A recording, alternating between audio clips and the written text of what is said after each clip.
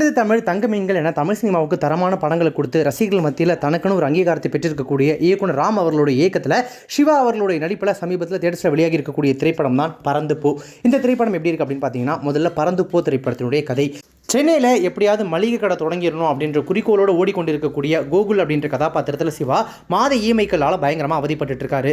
அவருடைய மனைவியான க்ளோரி, அதாவது கிரேசி ஆண்டனி, தன்னுடைய சேலை விற்பனை தொழிலால் ஓரளவுக்கு குடும்ப பிரச்சனையை சமாளிக்கிறாங்க. பெற்றோரின் இந்த இயந்திரத்தனமான பொருளாதார ஓட்டத்தினால அவர்களின் ஒரே மகனான அன்பு, மிதுல் ரயான் அப்படின்ற பையன் தான் அந்த அன்பு கதாபாத்திரத்தில் நடிச்சிருக்காரு. பகல் வேளையில் பூட்டிய வீட்டுக்குள்ள அன்பு தனிமையில் ஆன்லைன் கிளாஸ்களோட பொழுது கழிக்கிறாரு. இந்த தனிமையால் பெற்றோரின் மீது பிடிப்பின்மையும் குழந்தை பருவத்தை அனுபவிக்க வேண்டும் அப்படின்ற ஆசையும் அன்புவுக்கு நிறையவே வருது. இந்த நிலையில ஒரு அலுவலக வேலை காரணமாக க்ளோரி கோயம்புத்தூர் போகிறதுக்கு எதிர்பாராத தருணத்தில் கோகுலும் அன்பும் ஒரு சின்ன பைக் ரைடுக்கு கிளம்புறாங்க.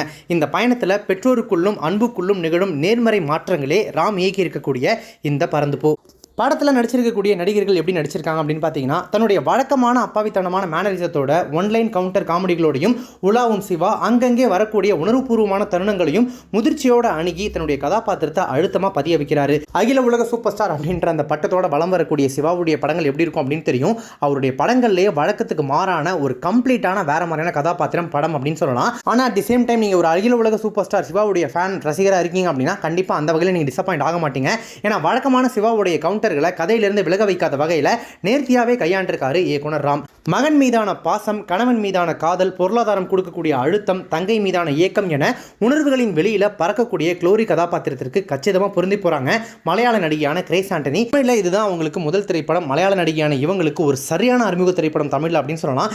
படம் ஃபுல்லாக ஒரு மாதிரி சீரியஸாக வர்றவங்க கிளைமேக்ஸ் காட்சியில் அடிக்கிற லூட்டியில் தேட்டர் முழுக்க சிரிப்பலைகளையும் அல்றாங்க. சிறிது மீறினாலும் ஓவர் டோஸ் மோடுக்கு போயிடக்கூடிய அன்பு கதாபாத்திரத்திற்கு தேவையான கச்சிதமான நடிப்பை மிதுல் ரயான் அப்படின்ற அந்த சிறுவன் கிட்டேருந்து வாங்கியிருக்காரு இயக்குனர். நகைச்சுவை தாண்டி எமோஷனல் காட்சிகள்லையுமே நம்மளுடைய அன்பை பெறுறாரு இந்த அன்பு. அஞ்சலி, அஜு வர்கீஸ் ஆகியோர் குறைந்த திரை நேரத்தில் கவனிக்க வைக்கிறாங்க. விஜய் யேசுதாஸ், பாலாஜி சக்திவேல் ஆகியோர் கொடுத்த வேலையை செஞ்சிருக்காங்க.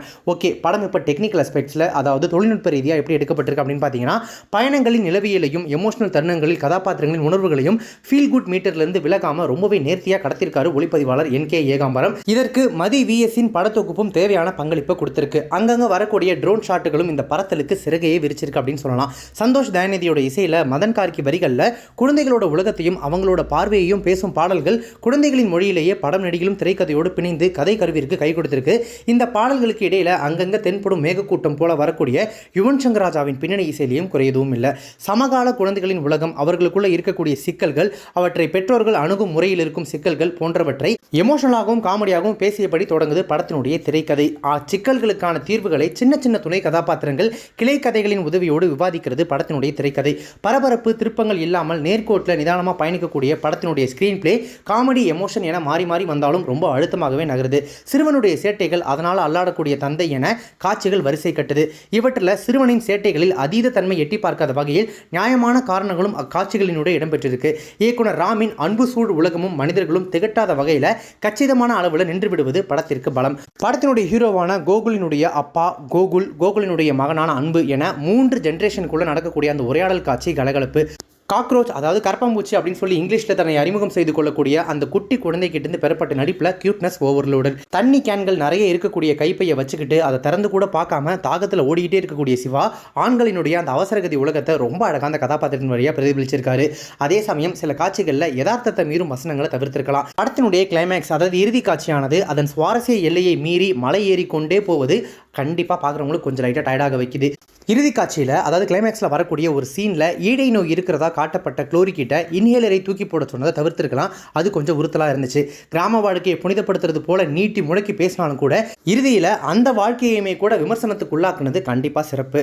மொத்தத்தில் இந்த பறந்து போ திரைப்படம் எப்படி இருக்குது அப்படின்னு கேட்டிங்கன்னா, நவீன பொருளாதார சூழலும் நகரமயமாக்கலும் தரும் அதீத அழுத்தங்களால் பெற்றோர் மீது திணிக்கப்படும் சுமைகள், அதனால் நேரடியாகவும் மறைமுகமாகவும் பாதிக்கப்படும் குழந்தைகள் என்ற பிரச்சனையை ஃபீல் குட் படமாக உரையாடி நம்மையும் குழந்தைகளின் உலகத்தில் பறக்க விட்டுருக்கு இந்த பறந்து போ.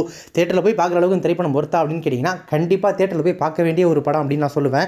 இந்த இயந்திர வாழ்க்கையில் எல்லாருக்குமே ஒரு சின்ன ரிலாக்ஸேஷன் தேவைப்படுது. அது ஒரு ட்ராவலாக இருக்கலாம், ஒரு படத்துக்கு போகிறதா இருக்கலாம், ஏதோ ஒன்றா இருக்கலாம். அப்படியான ஒரு relaxation, mind free and feel good படமாக இந்த பறந்து போ திரைப்படம் படம் இருக்கும்.